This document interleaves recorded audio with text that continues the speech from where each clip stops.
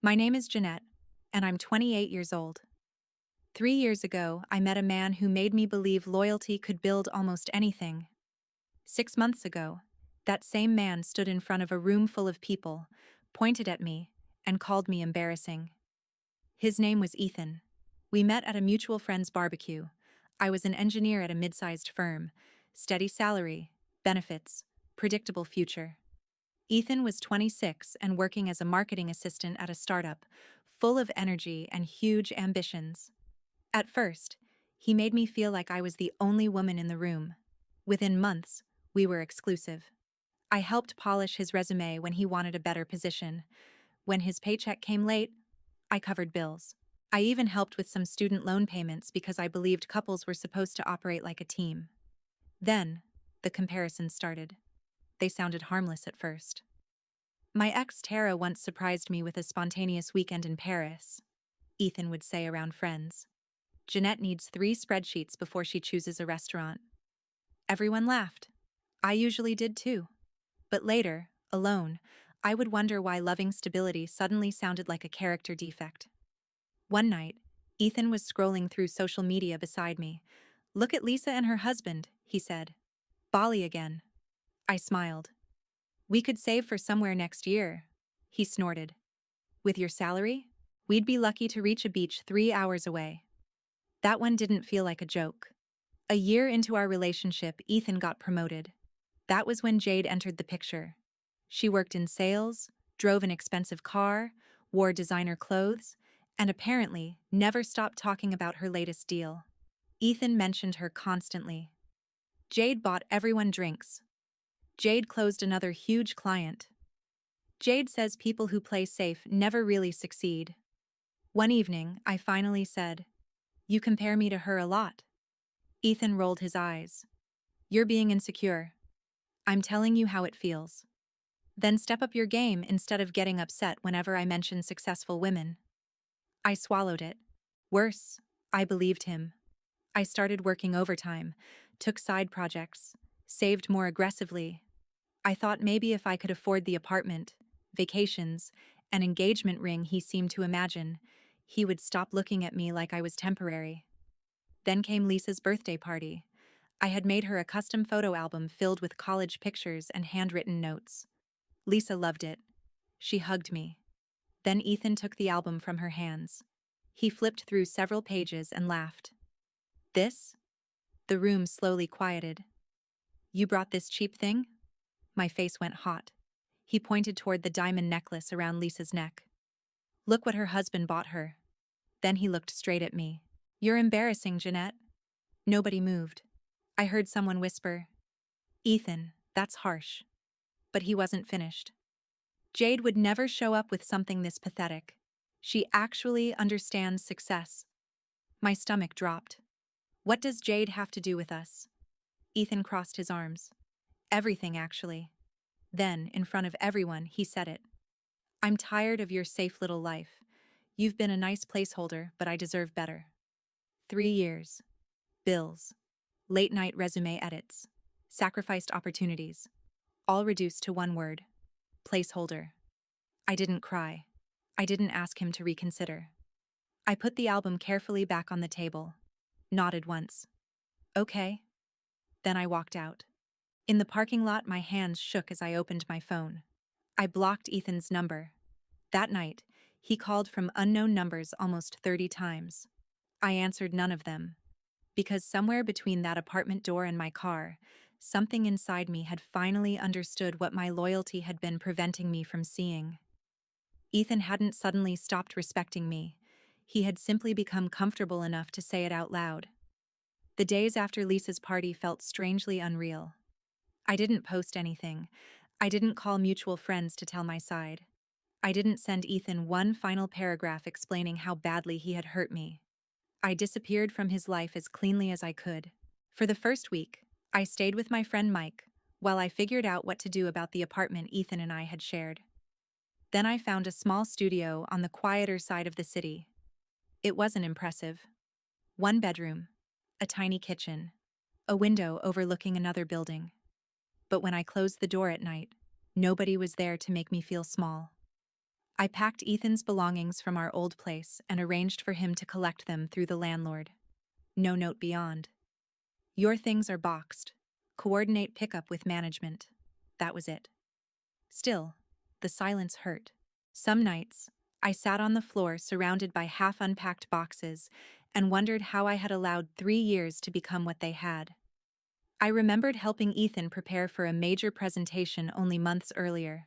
We stayed up until nearly 2 in the morning rehearsing his pitch. He nailed it. His boss praised him. That night, instead of celebrating with me, he went drinking with his team. With Jade. I had waited at home with takeout until he stumbled through the door after 2. When I asked whether everything was okay, he laughed. Relax, Jeanette. It's networking. You wouldn't understand.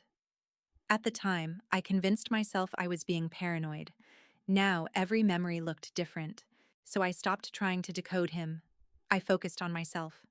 Work became my anchor. I volunteered for projects I had previously avoided because they required longer hours or occasional travel. Within a month, my manager called me into her office. "We've been noticing you lately." That sentence made me nervous until she smiled. "You're doing some of the strongest work on the team." I got promoted. The raise wasn't life-changing, but it was enough to remind me of something Ethan had spent years making me forget. I wasn't unsuccessful. I had simply been measuring myself against people whose definition of success changed whenever they wanted me to feel inadequate. I started hiking again. Ethan used to call it boring outdoors stuff. Turns out walking for hours without anyone criticizing me was one of the best things I could have done. I reconnected with old friends. Mike told me over drinks one night, "He treated you like a safety net, Jeanette. You were useful until he thought he found something shinier." I didn't argue. Meanwhile, Ethan tried everything.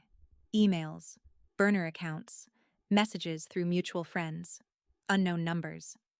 One voicemail slipped through before I blocked the latest number.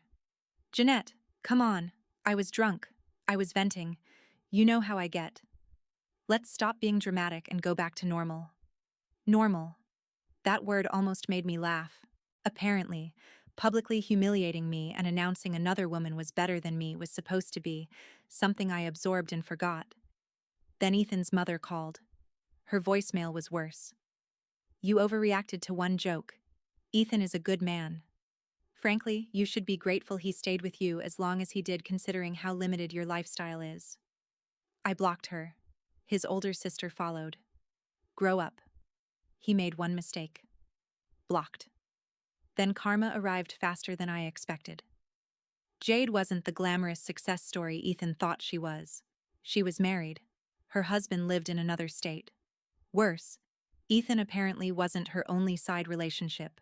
Screenshots surfaced inside their company, showing Jade sending almost identical romantic messages to multiple men. The situation exploded when expense records revealed she had also been using company funds for dinners, hotels, and entertainment tied to those relationships. Jade was fired. Then she disappeared. Blocked Ethan overnight. According to mutual friends, when he went to confront her, movers were already clearing out her apartment. The luxury lifestyle had mostly been debt. Credit cards, gambling losses, money she didn't actually have. Ethan's world collapsed almost immediately afterward. The affair became workplace gossip. His own judgment came under scrutiny. Within weeks, he lost his job too. The man who had called my stable life embarrassing moved back into his parents' house. His social media went dark. Friends stopped defending him.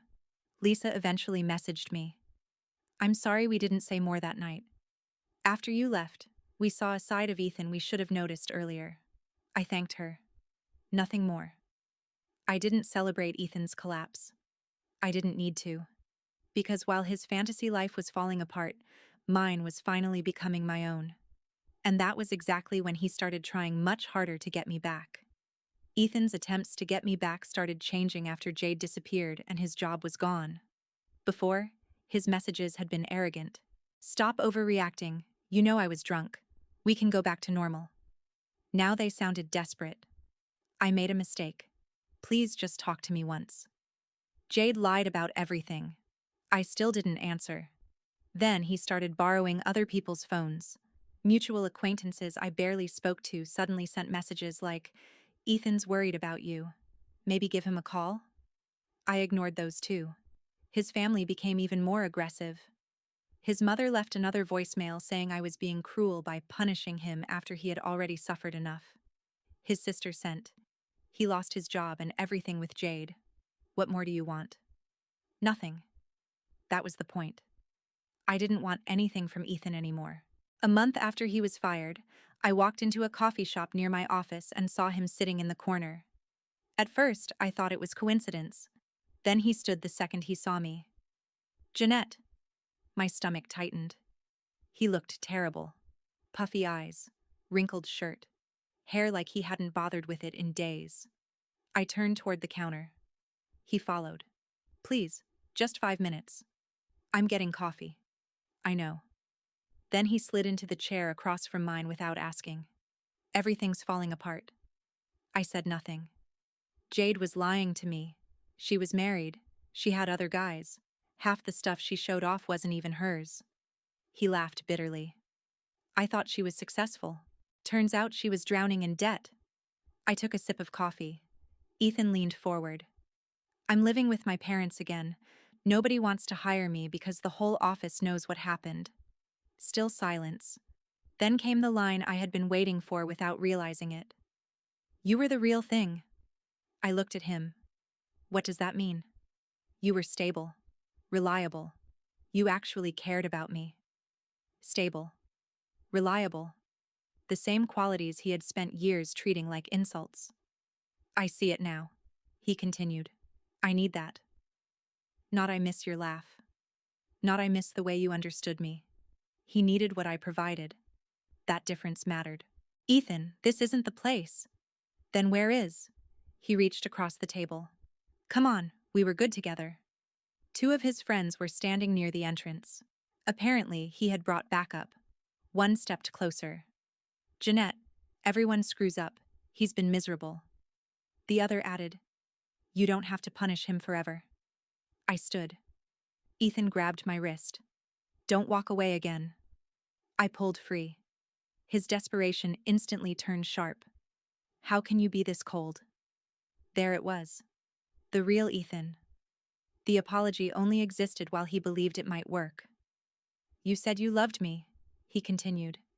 "Now you act like I'm nothing. You chose that ending." His jaw tightened. Then he laughed bitterly. "Fine. Keep pretending you're better now. You're probably still jealous Jade had more to offer." I stared at him. "More debt?" His face flushed. I picked up my bag. "Goodbye, Ethan." I left without another word. That confrontation erased the last doubt I had. He didn't want forgiveness. He wanted access. And when access was denied, the contempt returned. After that, I stopped checking his messages entirely. My life kept moving. The promotion turned into larger projects. I traveled for work again.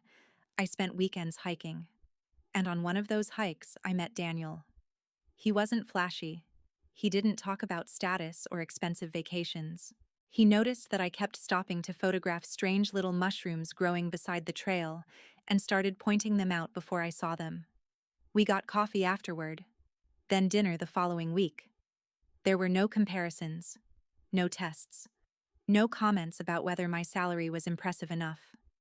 When I mentioned that I liked planning things ahead, Daniel smiled. "Good. I'm terrible at remembering reservations." For once, being practical wasn't treated like a defect. We took things slowly. I didn't tell him every ugly detail about Ethan immediately. I didn't need to. Daniel never asked me to prove I was over anyone. He simply treated me like someone worth knowing. Months passed. Ethan's emails became less frequent. Mutual friends stopped defending him, and I started believing that maybe the story had finally ended. Then Mike sent me his wedding invitation. I was thrilled for him, until he added one sentence. "Just so you know, Ethan was invited before everything happened. He's still coming." I stared at the message. Then Daniel looked over from beside me. "You okay?" I nodded. Because this time, I wasn't afraid of seeing Ethan. I was curious whether he would recognize the woman who had finally stopped needing his approval. Mike's wedding was 4 months after the party where Ethan humiliated me. I almost skipped it. Not because of him. Because I didn't want one of my closest friends' happiest days turning into another stage for old drama. Mike refused to let me back out. "You're coming," he said. "You don't lose your friends because Ethan can't handle consequences." So I went. Daniel came with me. The wedding was held at a garden venue outside the city, with string lights hanging over long tables and music drifting across the lawn. For the first hour, everything felt easy. Daniel talked with Mike's friends like he had known them for years. No performance, no jealousy, no constant awareness of who had the more expensive watch or whose career sounded more impressive. Then I saw Ethan. He stood across the reception area near the bar. He looked thinner. His suit hung differently on him, and his hair was slightly unkempt. When he noticed Daniel beside me, his expression froze. I looked away. 20 minutes later, Ethan approached while Daniel was getting drinks. "Jeanette." I turned. "Hi." His eyes moved toward Daniel. "So that's him?" "That's Daniel." "You moved on pretty fast." I almost laughed. 4 months isn't fast when the relationship ended publicly. His jaw tightened. Then his voice softened. "Can we talk somewhere quieter?" "No. Please." I should have walked away. Instead, I stayed, because some part of me wanted to know whether anything had actually changed. Ethan lowered his voice. "I've hit rock bottom." I said nothing. "My parents want me out soon. I still can't get a decent job. Jade destroyed my reputation." There it was again. Jade destroyed everything. Never Ethan. "I know I was horrible that night," he continued. "I shouldn't have said those things." That was closer. Then he ruined it. But I was confused. Jade was feeding me all this stuff about what I deserved. I folded my arms. "You were 29, Ethan. Not 9. He looked down. "I know." Then he stepped closer. "I realize now you were my rock." The phrase landed strangely. Once, I would have been desperate to hear it. Now, I heard what was missing. "I need someone stable," he said. "Someone real." We had that. Again. What he needed. Not what he had done to me. Daniel returned carrying 2 drinks, then stopped when he saw us. Ethan looked at him and something bitter flashed across his face. "This is your upgrade?" I felt the last trace of pity disappear. Daniel remained calm. "Jeanette is free to speak for herself." That seemed to bother Ethan even more. He turned back to me. "You seriously think this guy is different? People always want something." "Maybe." I took my drink from Daniel. "But at least he doesn't need to make me feel small to feel impressive." Ethan's face reddened. I said, "I'm sorry. And I heard you. So what else do you want?" "Nothing." That answer stopped him. I continued. "The night you humiliated me, whatever we had ended. Not because Jade turned out to be a fraud. Not because you lost your job. Because you chose to tear me apart in public so you could feel bigger." His eyes filled. "I was drunk. You were honest." He flinched. I looked at him steadily. "I have a new apartment. A better job. Friends I almost lost because I spent years organizing my life around you." Then I glanced at Daniel. "And I'm seeing someone who doesn't treat stability like an insult." Ethan's sadness turned to anger again. "You think you're better than me now?" "No." I shook my head. "I finally stopped letting you decide whether I was enough." For once, Ethan had no answer. "Goodbye, Ethan." I turned away. He called my name once. I kept walking. Later, Mike found me near the dance floor. "He left." I nodded. He looked wrecked. "I hope he figures himself out." And I meant it. I didn't need him miserable. I just needed him gone from the center of my life. Daniel held out his hand when the music changed. "Dance?" I smiled. "Yeah." As we joined everyone under the lights, I realized I wasn't thinking about Ethan anymore. Not his affair. Not Jade. Not the party. Not even the word embarrassing. For 3 years, I had tried to become impressive enough for a man committed to finding reasons I wasn't. Walking away taught me something simpler. The right person doesn't need you to audition for respect. And sometimes, the most powerful response to humiliation isn't revenge. It's leaving quietly enough that the person who hurt you finally has to hear their own words without you there to absorb them.